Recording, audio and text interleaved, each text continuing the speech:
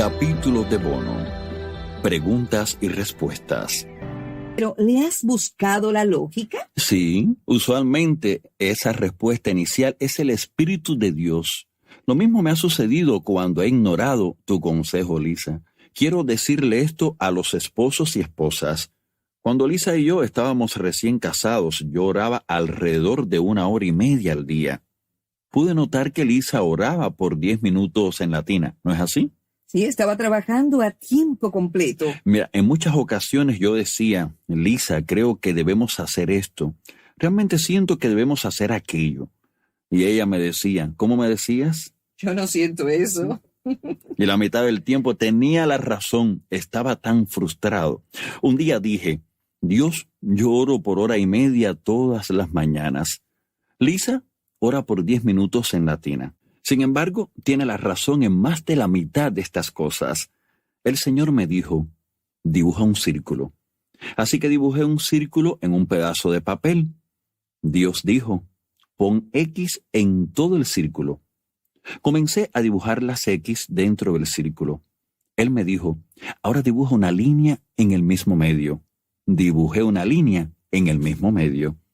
Él dijo, ¿has notado que la mitad de las X están en un lado y la otra mitad al otro lado? John, cuando tú estabas soltero, tú estabas completo en mí y en ti mismo. Pero tú viniste a hacer una sola carne con Lisa. Así que ese círculo te representa a ti y a Lisa. Tú eres la parte izquierda. Ella es la derecha. Luego Dios dijo, ¿sabes lo que son esas X? Representan la información que tú necesitas de mí para tomar decisiones sabias. El problema es que estás tomando todas tus decisiones basado en solo la mitad de la información. Necesitas aprender a cómo sacar de tu esposa lo que yo le enseño para que, como cabeza del hogar, puedas tomar decisiones con toda la información. Con este entendimiento acerca de la intuición, yo diría que sí me ha perjudicado cuando he sentido ese aviso inicial y lo he ignorado. Pero han habido ocasiones donde Lisa ha dicho cosas que he ignorado, aun cuando en lo más profundo de mi ser, yo sé que sus palabras son las del Espíritu, porque ¿qué es lo que Él hace? Él da testimonio. Lisa también ha dicho cosas, y esto sucede solo una vez cada ciertos años, donde yo sé que lo que está diciendo no es motivado por la fe. Es el miedo hablando y no lo recibo. Pero la mayoría del tiempo, cuando Lisa habla en mi espíritu, yo sé que tiene la razón. Si yo ignoro ese testimonio, yo soy el que paga las consecuencias. Creo que John está siendo muy generoso. Pero yo quiero que la gente entienda que cuando Dios les habla algo, pueden confiar en Él. Investigadores dicen que el espíritu puede predecir más de lo que podemos entender. Cuando nos lanzamos basado en nuestro propio entendimiento y comenzamos a dudar las cosas, no estamos cuestionándonos a nosotros mismos. Estamos dudando de Dios. Cuando Dios comienza a decirnos algo, necesitamos obedecer. Recientemente tuve una experiencia con un grupo de personas en un autobús y tengo que decir que no me gustan los autobuses. Nuestro grupo estaba en un autobús en un aeropuerto por largo rato, y una de las personas en el grupo parecía no encontrar cómo llegar al lugar donde nos habían recogido a todos. Seguíamos llamándola, pero no la podíamos encontrar. Finalmente, pude ver a esta persona que estaba brincando, moviendo sus manos, bastante lejos, al lado de los taxis, no donde se suponía que estuviéramos. Quería estar molesta con ella, pero tan pronto la miré, pensé, yo la amo. Fue una conexión de corazón inmediatamente. Tan pronto la miré, la amé, tuvimos una conexión bien fuerte. Dios le dará ese tipo de conexiones. Todo en lo natural dice, ¿por qué la amo? Pero así era. Recibí un correo electrónico bastante extenso de su parte, donde decía, tú me amaste a primera vista y al hacerlo me hiciste sentir el amor de Dios en uno de los momentos más solos de mi vida. Esto es el resultado del ser simplemente seres humanos que se dejan llevar por esta clase de conexiones en lugar de nuestro medio ambiente. También han habido momentos cuando John me ha dicho: Lisa, no tengo un buen presentimiento de esta persona. A lo que yo respondí: amor, es que no eres mujer. Honestamente no conoces estas cosas como yo. Él me ha advertido probablemente 3 o 4 veces, y las veces que no he escuchado me ha perjudicado. Sí, permíteme decir esto. En Hechos 15, Pablo y Bernabé enfrentaron la controversia acerca de que si los gentiles tenían que seguir la ley de Moisés. La iglesia los envía a Jerusalén para reunirse con los ancianos y los apóstoles. ¿Por qué no tomaron la decisión ellos mismos?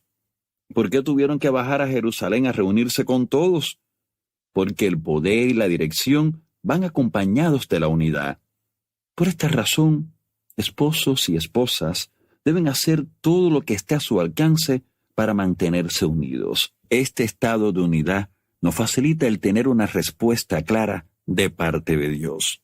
John, ¿cuál es la diferencia entre los dones del Espíritu y el fruto del Espíritu? Lisa, el don del Espíritu es algo que Dios deposita sobre la vida de alguien. No necesita ser cultivado o desarrollado. Opera automáticamente. Lo único que necesita ser cultivado es cómo la persona opera en ese don. Ahora, el fruto del Espíritu necesita ser cultivado. Así que los dones son dados. El fruto es cultivado. El fruto del Espíritu es el resultado de una vida dirigida por el Espíritu Santo. Cuando usted camina en el Espíritu, el resultado de ese fruto cultivado será una persona que posee más gozo, más paz, más paciencia, más amor, etc. Ver Gálatas 5, 22 y 23. Ese amor, ese gozo o paz va a emanar de nosotros porque estamos andando en el Espíritu. Tiene que ver con su vida personal. El fruto del Espíritu es el fundamento que lo mantendrá seguro en su ministerio. Ahora, los dones del Espíritu pertenecen a su ministerio y desafortunadamente muchas personas buscan los dones del Espíritu. Yo he orado: Dios, no quiero que los dones que has depositado en mi vida sobrepasen el fruto que has desarrollado en mí. Oro que pueda terminar bien, porque lo que sucede con regularidad es que la gente comienza a buscar los dones. La Biblia dice: busquen el amor y deseen los dones espirituales. Vea 1 Corintios 14:1. La gente busca los dones, pero ignoran el fruto. Amor. Los dones no tienen el carácter para sostener a las personas y puede terminar destruyéndolos. Judas echó fuera demonios y sanó los enfermos. Sin embargo, Judas está en el infierno. Jesús dijo: hubiera sido mejor para él no haber nacido. Mateo 26, 24. Judas tenía los dones del Espíritu operando en su vida, pero obviamente no cultivó el fruto. Algunas personas operan con dones poderosos. Sin embargo, el fruto de sus vidas está en contraste con el poder de los dones. ¿Cómo sucede esto? Lisa, simplemente mira a Balán. Balán tenía el don de profecía. Sus profecías están en la Biblia. Las palabras que habló fueron las de Dios. Sin embargo, Dios lo tuvo que matar a filo de espada porque fue tan malvado y desobediente. El rey Saúl estaba loco. Era un hombre desquiciado. Llegó a perseguir a David, el ungido de Dios, para matarlo. Aún así, en medio de esto, él profetizó un día con los profetas. Vea 1 Samuel 19. El hecho de que los dones espirituales estén operando en la vida de una persona no indica necesariamente que tiene la aprobación de Dios. Jesús dijo en Mateo 7, 22 y 23, muchos me dirán en aquel día: Señor, Señor, ¿no profetizamos en tu nombre y en tu nombre echamos fuera demonios y en tu nombre hicimos muchos milagros? Y entonces les declararé: nunca os conocí, apartaos de mí, hacedores de maldad. No desarrollaste el fruto en tu vida.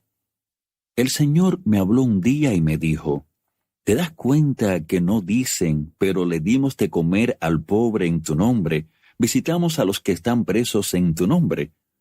La gente que hacen estas cosas cultivan el fruto. Cultivar el fruto del Espíritu es la seguridad que nos posiciona para terminar bien.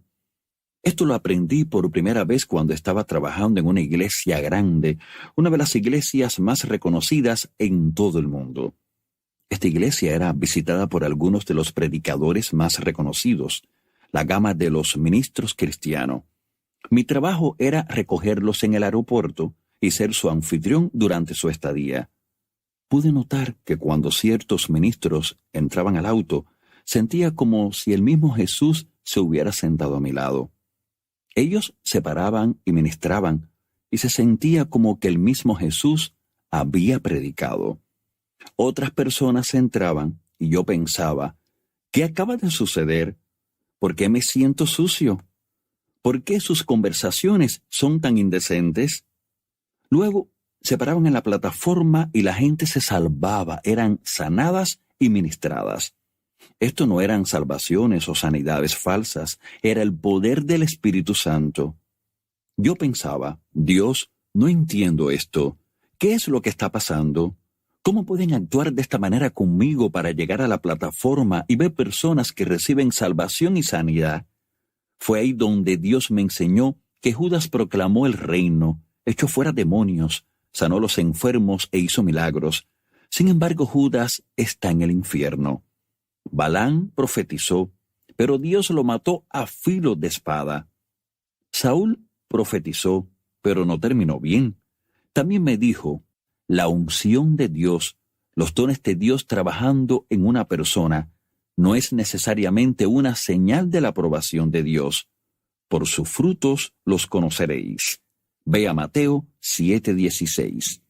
Entonces dirías tú que el don es algo que viene sobre la vida de una persona y el fruto es algo que se desarrolla en su vida, ¿sí? En su carácter interior. Afirmativo, excelente manera de decirlo. Tú hablaste de ser dirigido por una paz interior y has hablado de un sentimiento de aviso, esa molestia, esa incomodidad cuando el espíritu te está prohibiendo algo. Pero algunos usarán el argumento de que si Dios todavía nos habla hoy, ellos pensarán que Él solamente habla a través de la Escritura.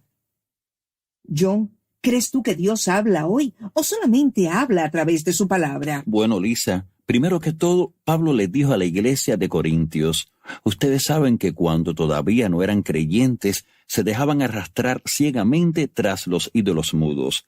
Ve a 1 Corintios 12:2.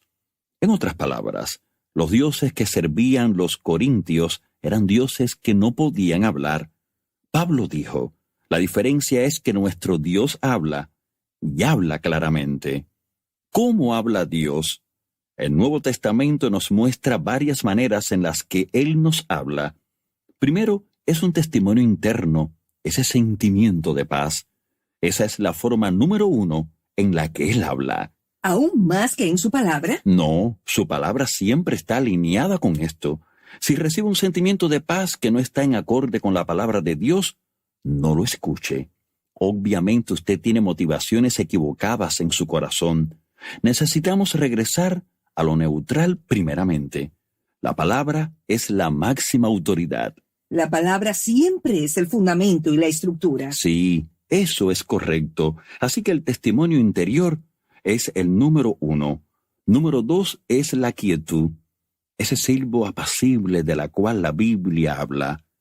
Jesús dijo, mis ovejas conocen mi voz. Ve a Juan 10:27.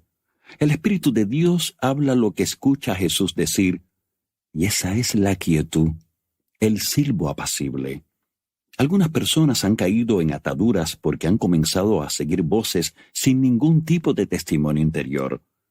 Cada vez que he escuchado la voz de Dios, el testimonio la acompaña y ambos se alinean con la palabra. Estamos estableciendo un fundamento aquí. Palabra, testimonio y voz. Si usted escucha la voz pero no tiene testimonio, no escuche la voz.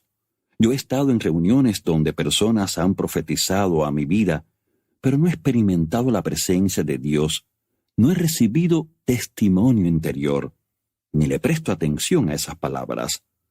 La próxima forma que nos presenta el Nuevo Testamento dice que Dios nos habla a través de sueños. Hechos capítulo 16 nos cuenta la historia de Pablo teniendo un sueño. Un hombre macedonio viene a Pablo en su sueño y le dice: «Por favor, ven y ayúdanos». Ese fue el Espíritu Santo usando un sueño para decirle a Pablo: «Ve a Macedonia». Dios le habla a algunas personas a través de sueños, un poco más que a otros. Dios le habla a mi esposa poderosamente a través de sueños. Dios usualmente me habla a través del testimonio interior y el silbo apacible. La próxima forma presentada en la Biblia es de Dios hablando a personas a través de visiones. Cuando Él lo describe, dice: «Si en el cuerpo, no lo sé. Si fuera del cuerpo, no lo sé». Vea 2 Corintios 12:2.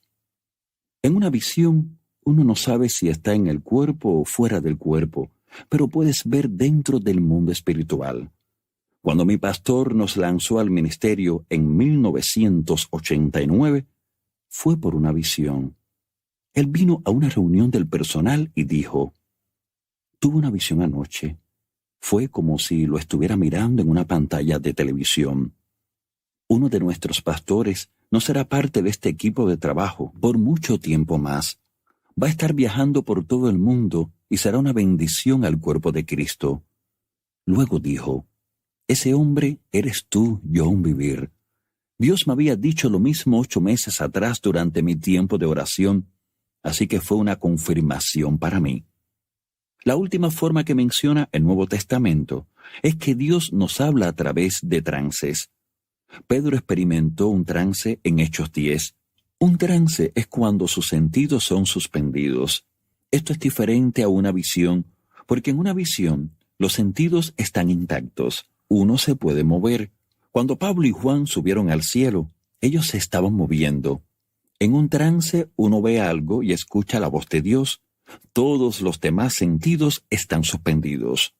Ahora alguien pudiera decir: ¿qué de un vellón? Señal. Un vellón es un método del Antiguo Testamento para escuchar a Dios. Usted tiene que tomar todo el Antiguo Testamento y pasarlo por la cruz. La cruz lo deja como está, lo revisa o lo borra. La Biblia dice: todos los que son guiados por el Espíritu de Dios, no todos los que son guiados por vellones. Vea Romanos 8:14. La gente en el Antiguo Testamento no tenían al Espíritu de Dios habitando en ellos, así que Dios les hablaba por cosas como vellones, o sea, señales. Personalmente no promuevo vellones a los creyentes del Nuevo Testamento. Creo que está bien, pero asegúrese de que usted se está dejando dirigir únicamente por la palabra y el testimonio interior. Un vellón o señal es del ámbito físico, y usted no quiere verse operando en ese ámbito. Hemos sido llamados a vivir y a caminar en el Espíritu. Quisiera añadir a lo que dijiste que todas estas respuestas están acorde con el ámbito espiritual. También hemos hecho algo bien claro, que si usted ve a su hermano en necesidad, no cierre su corazón. Vea 1 Juan 3, 16 al 18. Algunas veces no se necesita una voz del cielo. Lo que se necesita es ver o escuchar una necesidad. Cuando escuchamos lo que estaba sucediendo con nuestros libros, que la gente los estaba deshojando y pasando las hojas a otros, dijimos: vamos a responder. Cuando escuché de niñas siendo traficadas, Dios no me habló, pero dije: Lisa, tenemos que ayudar. Lo leía en magazines, lo veía cuando estaba fuera del país. Algunas veces la gente estaba buscando un trance, una visión o un sueño, cuando la Biblia dice: si tú ves. Si tú ves a tu hermano en necesidad. Y comenzamos con nuestro hermano o hermana en necesidad. Comenzamos con los cristianos en necesidad. Comenzamos con aquellos que podemos ver literalmente, los que podemos tocar, los que podemos escuchar sus voces, y no podemos cerrar nuestro corazón. He podido ver que cuando respondemos a lo que vemos en el ámbito natural, Dios nos confía con más del ámbito espiritual, porque Él dice: puedo ver que has sido fiel con esto. puedo confiarte un poco más del ámbito de la fe.